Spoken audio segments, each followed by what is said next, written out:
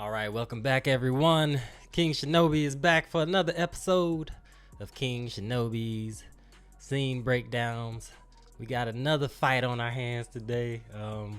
You guys that know the Game of Thrones series, are fans of the Game of Thrones series, I'm pretty sure you know about this. Like, you have to know. If you're a fan, you definitely know about this. But this is for you guys that don't know. This is a very popular scene within that Game of Thrones world. All right, so this is gonna be a quick clip. What does it look like? It's about 4 minutes, so we'll see what I can point out in this thing. You know, when I do these breakdowns, I'm really looking for things that may be getting overlooked, you know, and kind of really giving my my sight on things or how I see things, man. So it's very cool to be able to share that with you guys, man.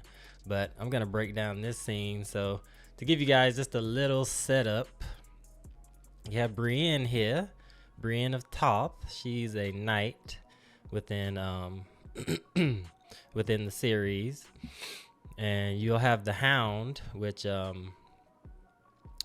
in the beginning, his loyalties are with House Lannister, because within the Game of Thrones world, there are these different houses, you know, just like your house, you know what I'm saying? This is your house, you know what I'm saying? Everybody underneath your house represents your house, you know what I'm saying? So there's a lot of that within the series, you know, house representation. So you have all these different houses that, you know, they make alliances, they betray one another, you know, there's a lot going on within this world, within this Game of Thrones, you know what I'm saying? They are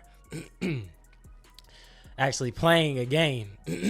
Excuse me. And sometimes, you know, some people make up their own rules within the game, you know, and sometimes, you know, it pays off and sometimes they pay for it. So, there really are no rules, you know. It's almost no holds bar when it comes to the Game of Thrones, man. But you do have people, you know, that are within the game that do have those qualities of, you know, honor and loyalty and righteousness, you know, within this whole grand scheme of things. So it has a good mixture of all those things. So if you haven't checked out the series, check out Game of Thrones. House of Dragons was pretty good too. In comparison, I would say Game of Thrones for sure. But, you know, both are, once you enjoy them as something that stands on its own, you can actually enjoy both, you know. And I really say that to the fans that are like hardcore fans that don't like to give things a shot, you know.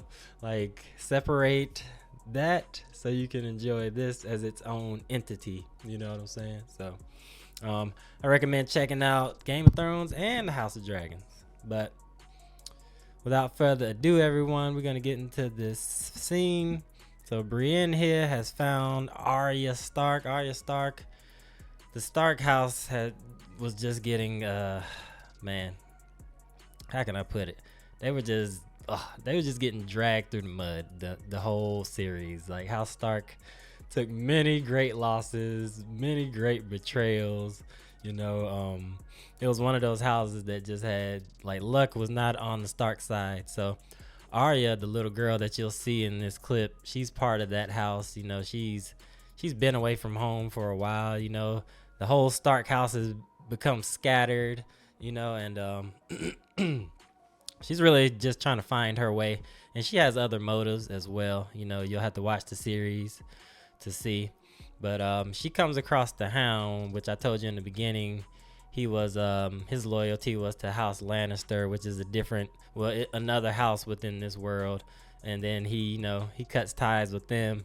And I don't recall because I haven't seen the series in a while, but him and Arya, they come across one another, and, you know, for the time being, they find that they can benefit from, you know, having this relationship with one another and traveling together, you know, to get their own agendas completed, you know. So you have Arya, and then you have Brienne here, which throughout her story, which you'll have to watch to see, she comes across Arya's mother.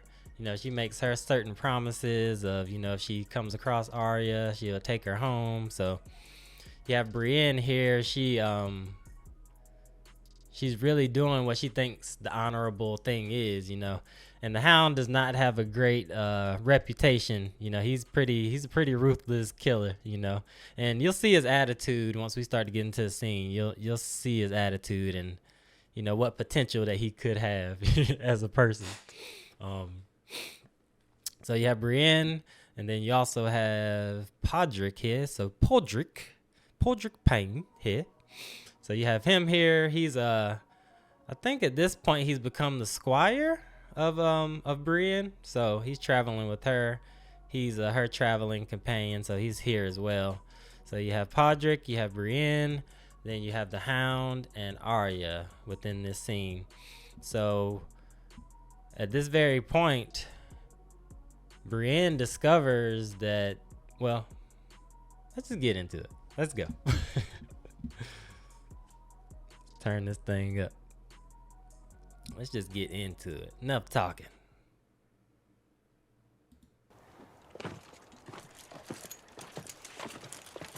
Seven blessings. I'm Brienne of Tarth. This is Podrick Payne. You want something? So you see that reaction? You want something? Brienne, she's come into this, you know, attempting to be pretty cordial.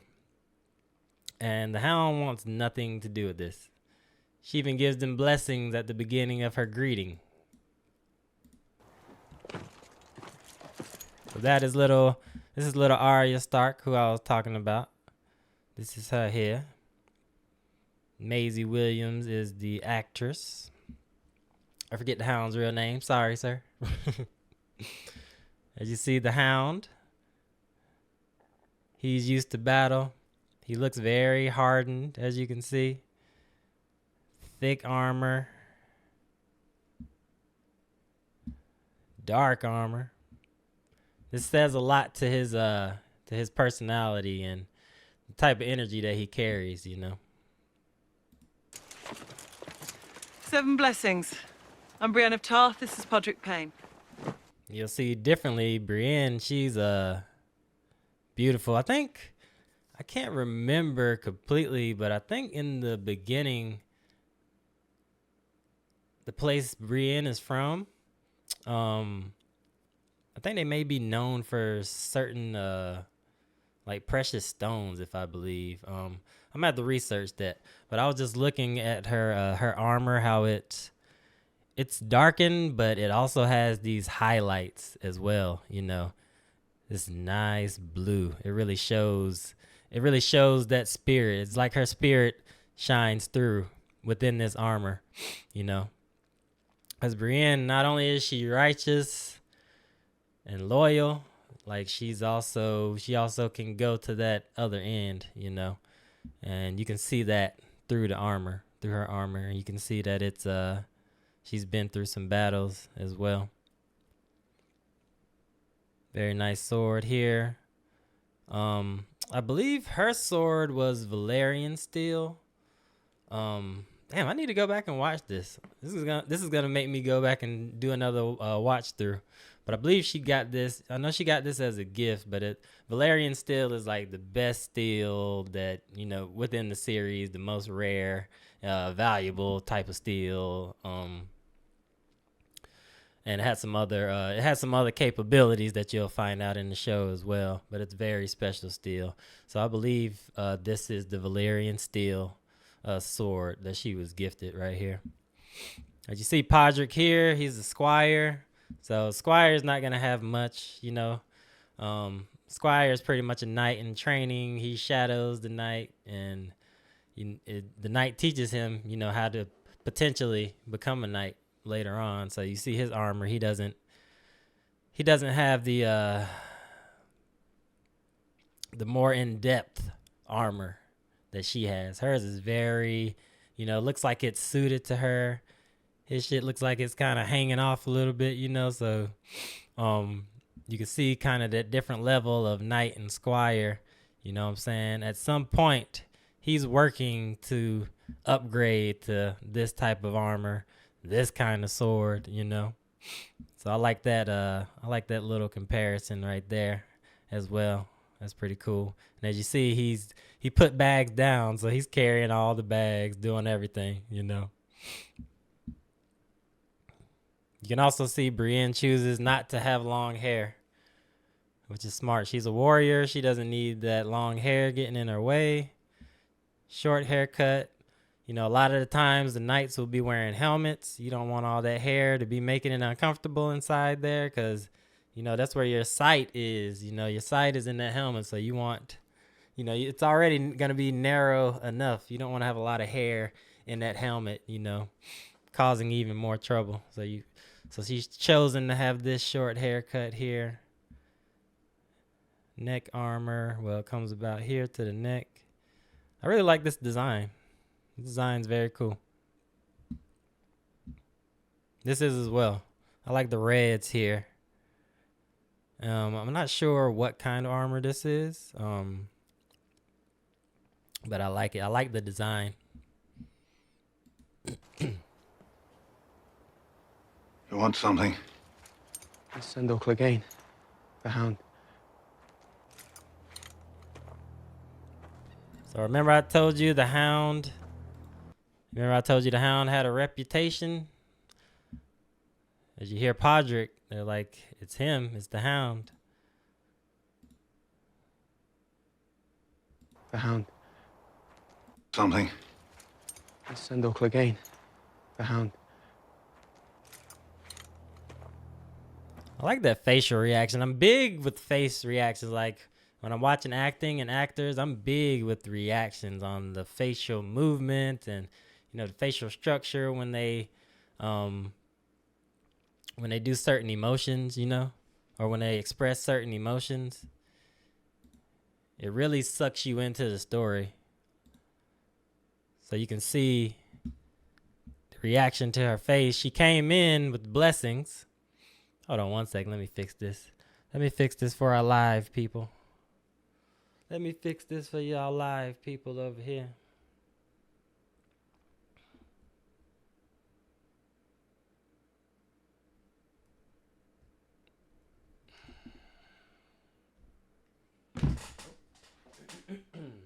All right. We'll just set you right there, homie. All right. So you can kind of see her face. It went from 7 blessings to, hey, man. It's like she's kind of giving that face off like, bro, why you coming at me like that? It's like I came to you politely and you kind of giving me this energy like, yo, get up out of here, you know? So I really like her facial expression here. Also like him. He's very convincing at being a dick. For real. Pain. Like you see right there when Brienne said that, she has this little smile on her face. Brienne of Tarth, this is Podrick Payne. You want something? I also like that pause right there. After she says that, it's almost like the Hound almost filtered himself for a second. Or maybe he was just surveying what he was seeing. Like, you know, it was a surprise to him. So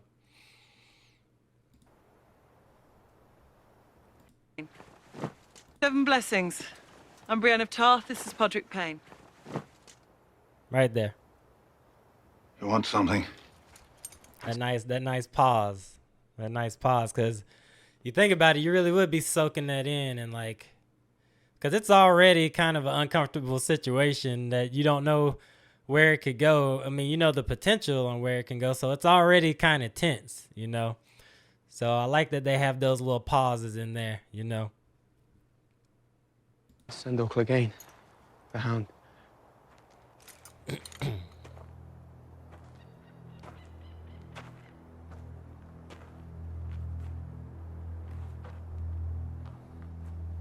You're Arya Stark.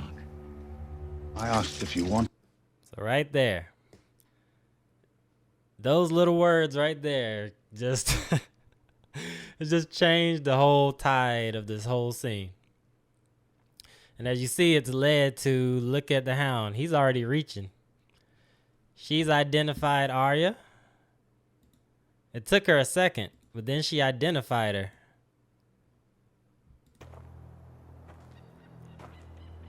So Arya reveals herself. You're Arya Stark. I asked if you wanted something. And look, the Hound is like, he's straight to business. He's not really looking to mince words. Like, he's like, yo, I asked if you want something. So see where this is gonna lead to. Look, he's already ready. He's already putting his hand in place. She already has hers on her little needle. Her sword is called Needle, by the way. Nice little poker. I swore to your mother I would bring you home to her. My mother's dead. I know. I wish I could have been there to protect her. You're not a northerner. No, but I swore a sacred vow to protect her. Why didn't you? She commanded me to bring Jaime Lannister back to King's Landing. You paid. So that right there, that really hit Brienne. So you can see that she really holds that dear in her heart to like keep her promises and keep her loyalties and do what she says she's gonna do. So for Arya to be like, why didn't you protect my mother? That really hit her because she really, you know, she made that vow and she really wanted to hold to that vow, you know, be true to it. So let's look at that interaction between Brienne and Arya again. If you wanted something. I swore to your mother I would bring you home to her. My mother's dead. I know. I wish I could have been there to protect her. You're Right not. there, she really meant that, man. She really meant that. She really wished she could have been there to protect her. She meant that, man. I wish I could have been there to protect her. You're not a northerner. No, but I...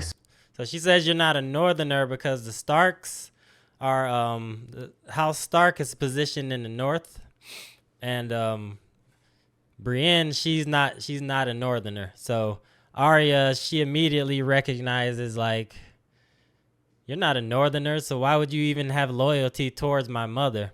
So this is why Brienne is telling her I actually vowed like a sacred oath to her, you know. Even though I'm not a northerner, I did vow to protect her, you know.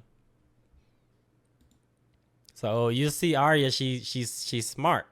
You know, she's kind of having her explain herself like, you know, she's not just a naive child, you know. Arya is very sharp. You're not a northerner. No, but I swore a sacred vow to protect her. Why didn't you? She commanded me to bring Jaime Lannister back to King's Landing. You paid by the Lannisters. You're here for the bounty on me. Right there. So things just start escalating. It goes from introductions to little bits of information getting thrown in within this exchange, and things are just starting to elevate. Maybe there's some miscommunications going on as well in between, and it's causing some people to act out in a way that they wouldn't if they really knew, you know, they really knew the truth. So you have a lot of these mixed emotions going on within this scene, this very tense scene here. So now the Hound has it in his head that she's out for the bounty because the Lannisters have put a bounty out on him. Because remember I told you he used to serve the Lannisters. So now he's thinking about his survival within all this, you know. She commanded me to bring Jaime Lannister back to King's Landing. You paid by the Lannisters. You're here for the bounty on me. I'm not paid by the Lannisters. No? Fancy sword you got there. Where'd you get it? I've been looking at Lannister gold all my life. Go on, Brienne of fucking Tarth. Tell me that's not Lannister gold. So he's like, he's calling a bluff. He's like, you don't work for the Lannisters, but he was with the Lannisters, and like he said, he's been looking at Lannister gold, so he can identify Lannister things. You know what I'm saying? So he's not buying it. He's not buying what she's saying. He thinks she's paid by the Lannisters, come to collect that bounty. She's trying to tell him like, bruh, I'm not. I'm here for her. I want to take her back home. So this is just total miscommunication going on throughout this whole thing. I've been looking at Lannister gold all my life. Go on, Brienne of fucking Tarth. Tell me that's not Lannister gold. So his logic is, if you're not paid by the Lannisters, why the hell would you have a Lannister sword? Why would you be carrying a Lannister sword?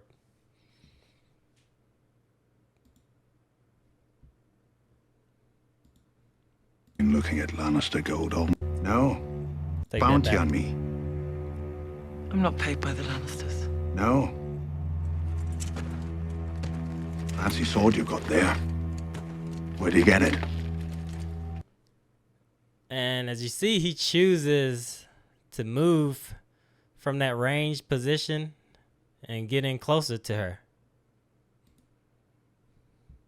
So as he grills her about that sword, he's also thinking strategically too, because he moves in within striking range of her now. Wanted me to bring Jaime Lannister back to King's Landing. You paid by the Lannisters. You here for the bounty on me? I'm not paid by the Lannisters. No. Fancy sword you got there. Where'd you get it? As you see, as he walks towards her, he does not take his hand off of this. He does not take his hand off. At any moment, he's ready to pop off. Where'd you get it? I've been looking at Lannister gold all my life. Go on, Brienne of fuck. So you see that look that Brienne gave her? She's kind of like, damn, this is a Lannister sword. Even though Brienne isn't paid by the Lannisters, she is kind of like, damn, it does look like I work for them. I have one of their damn swords strapped to my hip, you know, and I'm a knight. So it's going to look like I serve them. So you have to also see it from the perspective of Arya and the Hound as well. You know, because they've been on the run. They're already, you know, kind of high strung, have really nobody that they can trust or anybody that they're going to trust. You know what I'm saying? So this whole scene was already kind of going downhill as soon as these two groups came into contact with one another.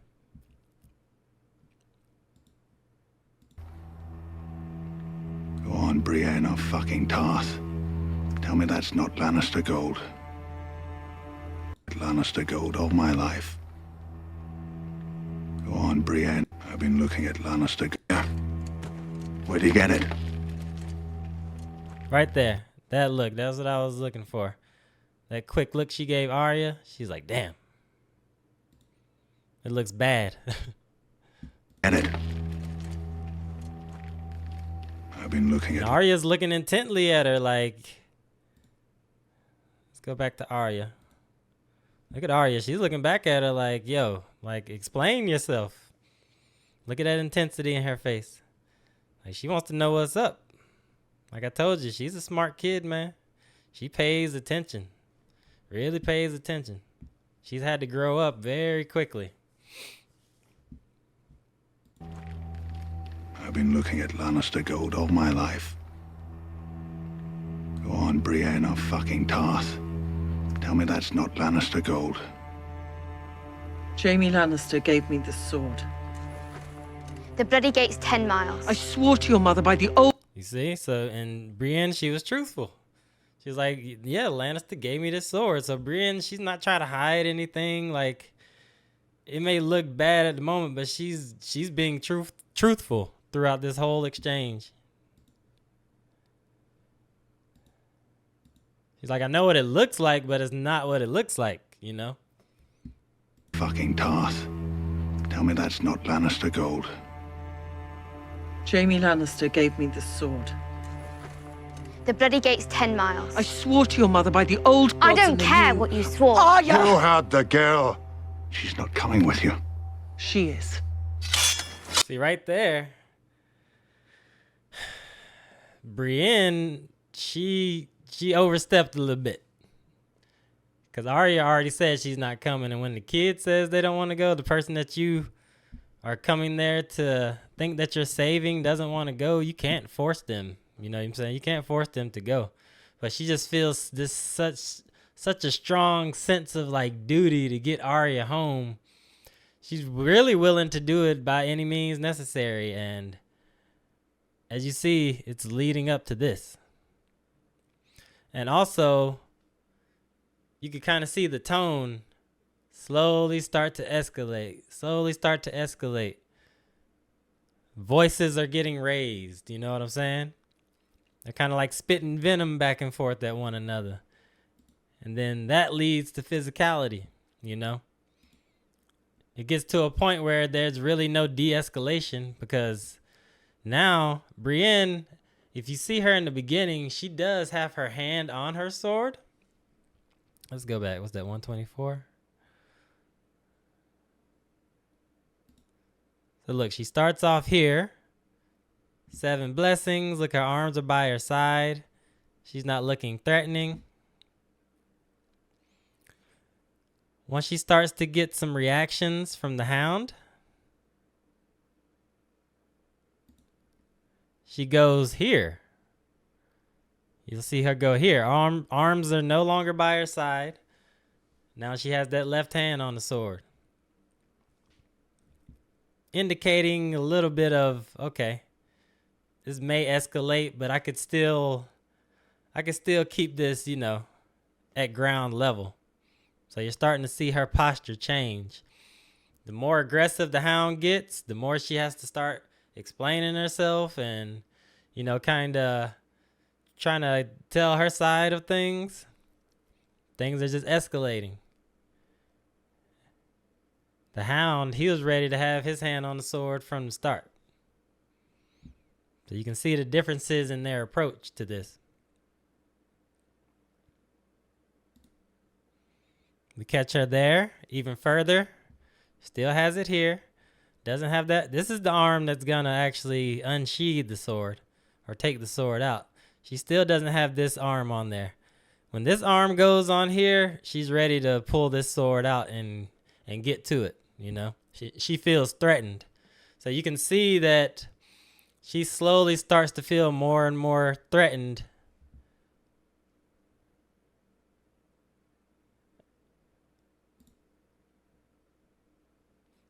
Let's see where we at. Until we're here. Now it's completely, like I told you, the right arm was going to be that arm that's really getting that sword out. So she was just kind of leaving this arm here in the beginning. Now that she feels completely threatened, now she's ready to grab this thing and take it out. So she's ready. Jaime Lannister gave me this sword. The bloody gate's 10 miles. I swore to your mother by the old gods I don't and the care new. what you swore. You had the girl. She's not coming with you. She is. You're not a good listener. Valerian's Right there. There's another stage right there. Now we see metal. Now it's out. And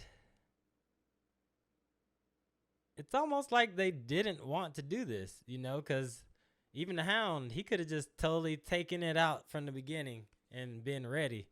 But he also was kind of playing it slightly cool as well. And even here, they're kind of just taking it out like, do we really want to do this? Like, do we want to take the last step of taking this thing completely out and going at it at one another, you know? Because somebody's not going to come out of that. So you see another stage of aggression here. steel. I always wanted some Valerian steel. Come with me, Arya.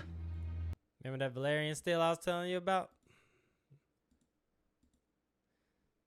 Look at that. That's a Valerian steel sword. Very highly valued steel there. Steel. I always wanted some Valerian steel. Come with me, Arya. I'll take you to safety. Safety? Where the fuck's that? Her auntie Neary's dead. Her mother's dead. Her father's dead. Her brother's dead. Winterfell is a pile of rubble. There's no safe. Winterfell was like the pretty much where House Stark is, kind of like the capital of the North, and that's where Arya and the Starks are from. They're from Winterfell. So as you can see, most of her family's been killed.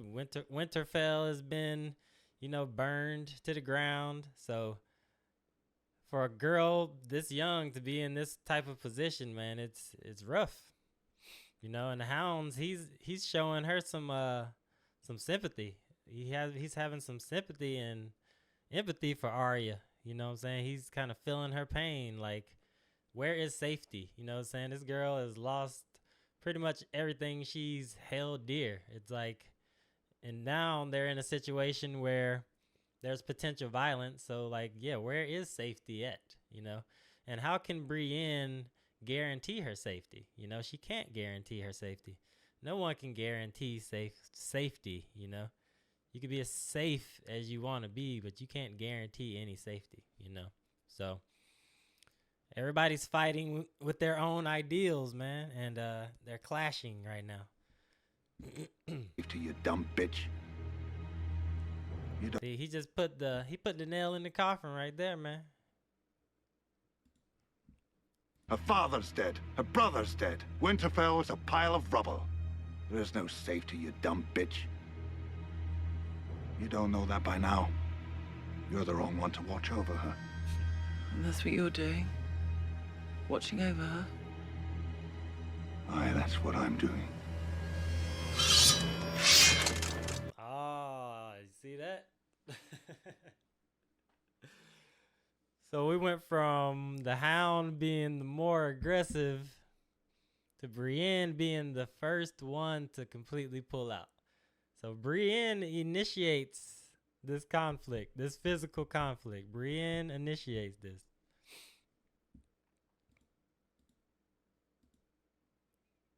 He's throwing some words at her, and things have just escalated. You don't know that by now. You're the wrong one to watch over her. And that's what you're doing? It's almost like they're fighting over who watches over Arya, too. So the Hound, he feels like this sense of duty and loyalty to Arya as well, you know. No matter how you feel about the Hound, you know, and everything he's done within this series, like in this moment, he feels responsible for her, and he's willing to fight for it. You know what I'm saying? He's willing to fight over it. Watching over her? Aye, that's what I'm doing.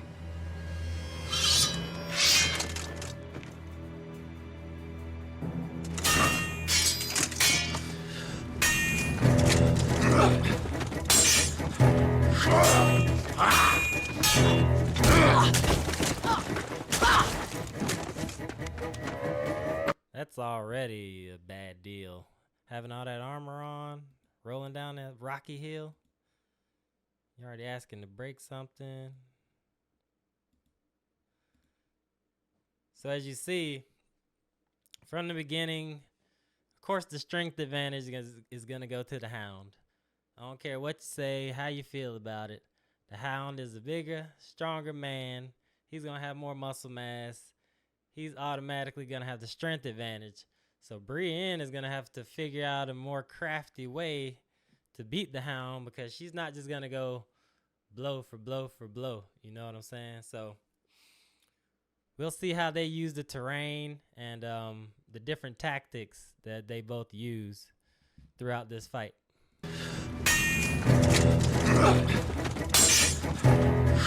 Do you see what Brienne did?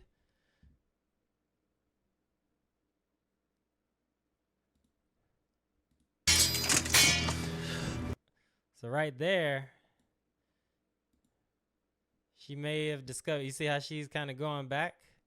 If she continues to take those blows, he's just going to keep knocking her back. So as you see, after they kind of have this little stalemate, Brienne starts to move out through the terrain because she knows she's not just going to be able to just go head to head up with him, with the hound. Right there.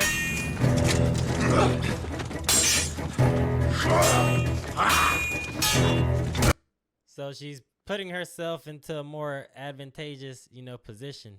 Maybe she's, the hill they were on, maybe it's, full of slick rocks or something, So as you see, she goes here. Look, there's more ground level here. Of course, there's some cliffs around, but this is I'd rather fight here than be over here fighting on this. I'd rather have this ground to fight on than be on rock.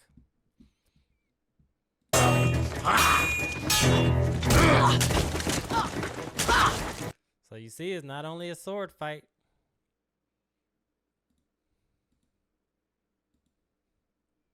As you can see, the hound, he's like straight to the point.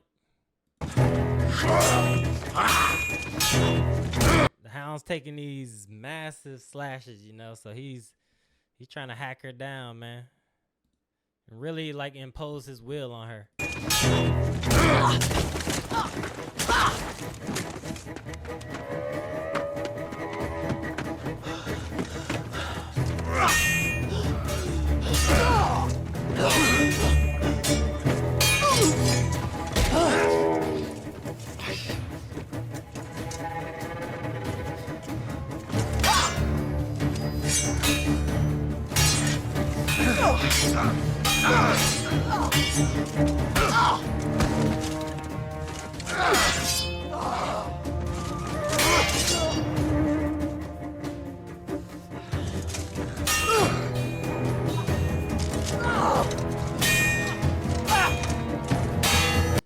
I would say skill-wise, after looking at that little exchange, I'll put the hound up on skill.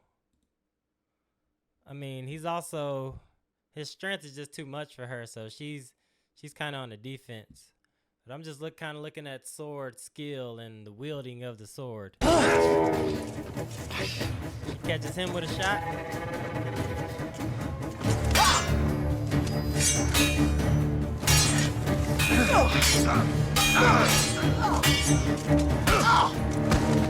But as you see, the hound, he leaves himself a free hand because the hound is attacking with one arm.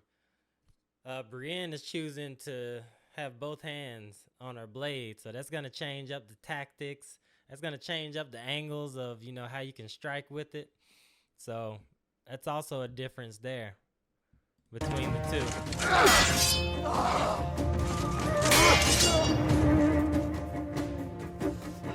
So you see, it's taking her 2 arms to be able to block him just using that one.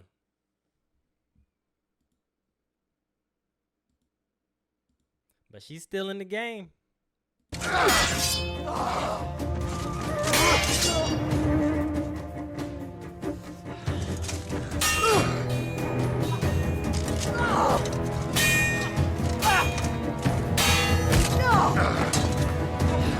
Now she's starting to get into a flow. Brienne's starting to get into a flow. So she definitely has the agility advantage.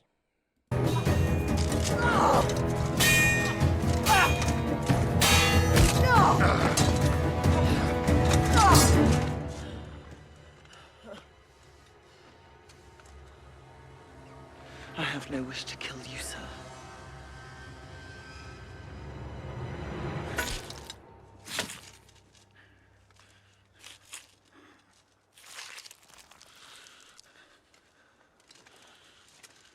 I'm not a knight.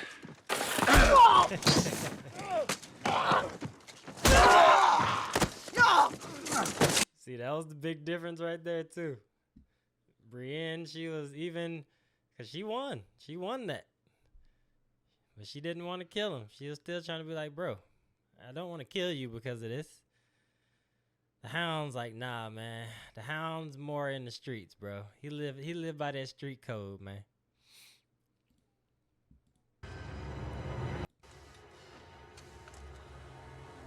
So I think he does this. He grabs a sword kind of as a intimidation tactic because, you know, somebody grabs your sword and does that, you're gonna kind of be like, this motherfucker crazy. But I think that was the only reason he did that. There would be no reason to grab a sword and cut yourself. I have no wish to kill you, sir.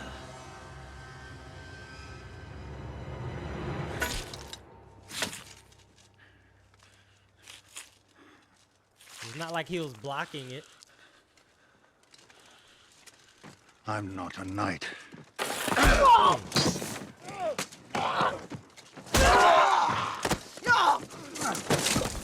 Got to go for the vital spots. And that is very vital.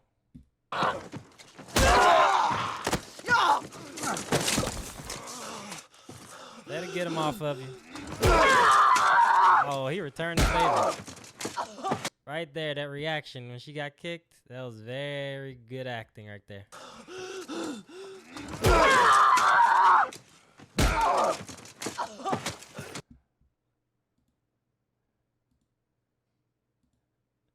Hey, she had to take what she gave, so she gives it here.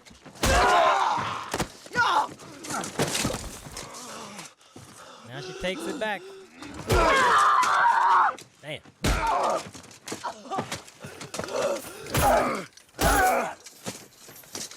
As you see, he's mounted her. So he's in full mount now. This is a bad position to be in. When someone's here and they're past your hips, and you can no longer keep them out of this space, this isn't a good position to be in. This is not where you want to be right here. He has her totally mounted. Now he's about to do some ground and pound. Headbutt.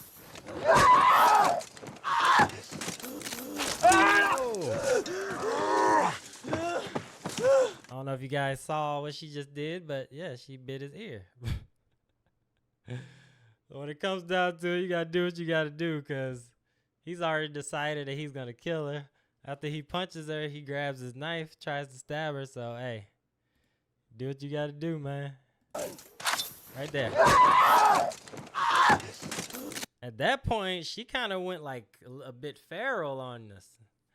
After that, I think that's when she knew there was gonna be like no reconciling, you know what I'm saying? This was gonna be to the death. And you can see her get a little more animalistic as things intensify.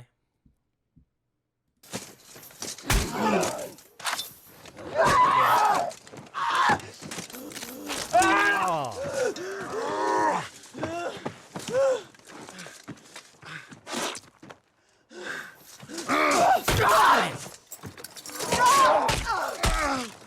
That's another thing. Use your environment, man. There's plenty of rocks around there. She had enough nerve to grab one and use it to her advantage. Let's go back just a little bit. Right there. Right there. Right there. Look at that big stone. Look how big that is. So she goes for the stone. Spits out the ear.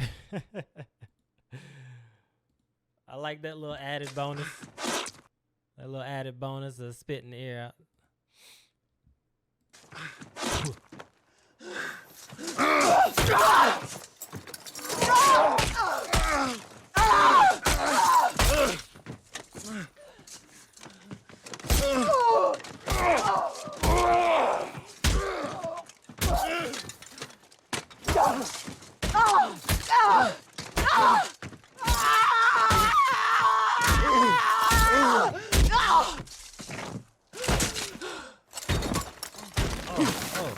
Oh. We gotta rewind that.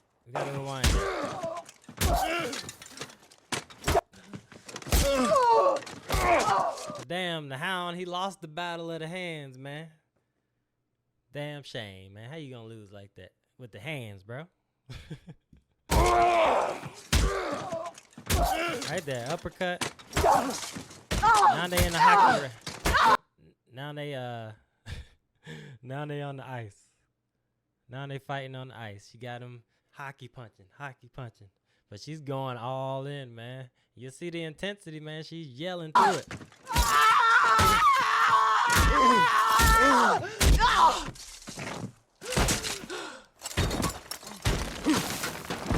was that last one. That last one put him over the edge. Put him right over the edge. Right there. Look at that right hand coming in. Got a pretty good stance. Rotate right there. Rotate. Boom. Right hand. Right hand. Right hand. Right hand. So she's just giving him right hands all day long.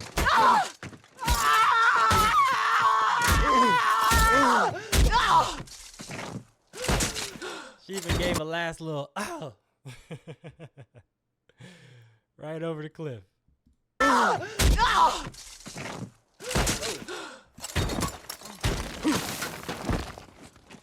ain't where you want to fall, bro. All right, folks, that was another episode, man. Brienne came out victorious, man.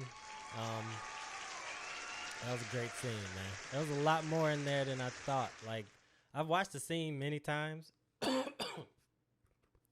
I don't think I've ever really in-depthly looked through it like that and like broke it down like that. Maybe I have in my head, but definitely not on camera.